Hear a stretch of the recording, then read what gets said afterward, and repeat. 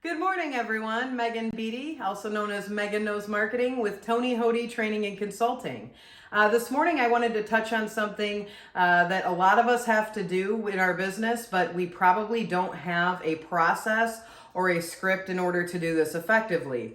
So we're going to talk about this morning, how do we break the bad news that we're not coming over for a scheduled estimate appointment?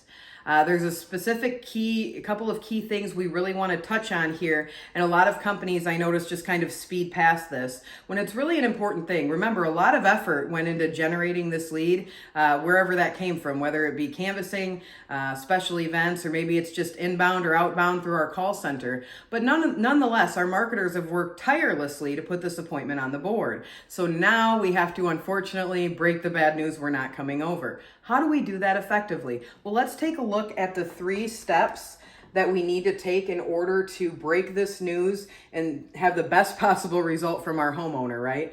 Obviously, there will be situations that we can't help. Sometimes we're going to have car trouble. There's going to be times where weather in certain areas of the country, it's not permittable to get to a customer's home effectively. And so one of the things we're going to do to start with is we're going to apologize. Now, I see a lot of companies just kind of speed past this and they don't realize that when you apologize to the customer, you're taking a certain level of responsibility for the problem. So that's an important piece for the customer to hear immediately from you. The other thing that I don't actually have on here, but I think is very important to mention, is we want to make sure we call our appointment before their scheduled appointment time.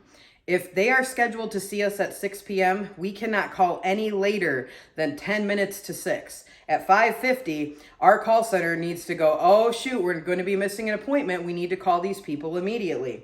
Now, the first thing we want to do is apologize. Excuse me, Mr. and Mrs. Homeowner, Megan calling from Privacy Fence Company. We had a scheduled appointment here at 6 o'clock tonight to see you regarding your fence project, and I wanted to let you know right away, I apologize. It doesn't look like we're going to be on time for you.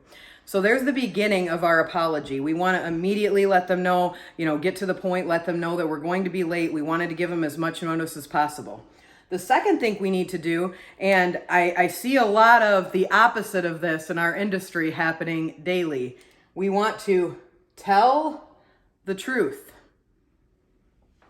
I see a lot of excuses being made because, quite frankly, it's the easy and the lazy way out.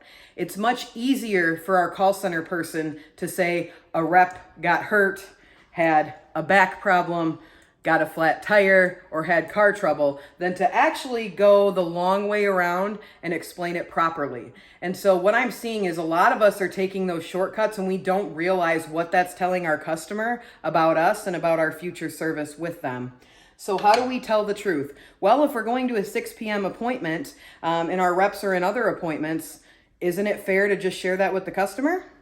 That's something that I have found customers are very, very receptive to when I share it in the proper manner. When I say, Mr. Jones, I just wanted to let you know right away, I just heard from my rep and he's actually still in his previous appointment. Apparently they must have had a lot of questions or added another product, and so we are running over, and I apologize. I wanted to let you know right away. And so what we're doing is we're sharing with them that our rep is somewhere else tied up, and that as soon as he finishes up, we're going to be sending him over. Now, the other key piece to this specific situation is we need to let them know that we are going to extend the same courtesy to them, which is we will not leave before we've answered all their questions and made sure that they've gotten everything they need out of our appointment as well. Otherwise, we run the risk of the customer feeling like another customer's time is more important than theirs, and we have to assure them that that's not the case. The third tip here is going to be to provide the next steps. So when I call the customer to break the news that we're not going to be on time, I now need to let them know, are we going to be late or do we need to reschedule the appointment? In most cases, I can probably push the appointment back about an hour, and one of my reps by chance will most likely need it. So if I can push that back an hour and let them know that, hey, as soon as someone frees up, the first person that frees up, Mr. Jones, is going to be on their way to you. A lot of times customers say, excuse me, that's fine. Let's just keep us in the loop and make sure we know what's happening. Communication is key when it comes to our customers.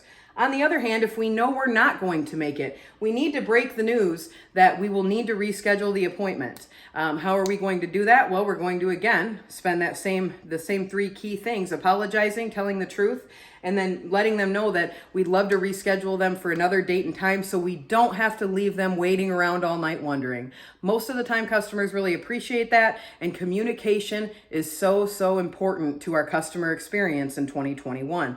Now, at the same time, you will have times where customers have left early from work or have sacrificed their own personal time or money in order to meet with us at the specific time. It may be worthwhile to offer a discount, an incentive, or some sort of gift card in order to recoup that lead. On the next video that we do, we'll be talking further about that. But otherwise, I hope you got a lot of value out of this today, and have a great Tuesday.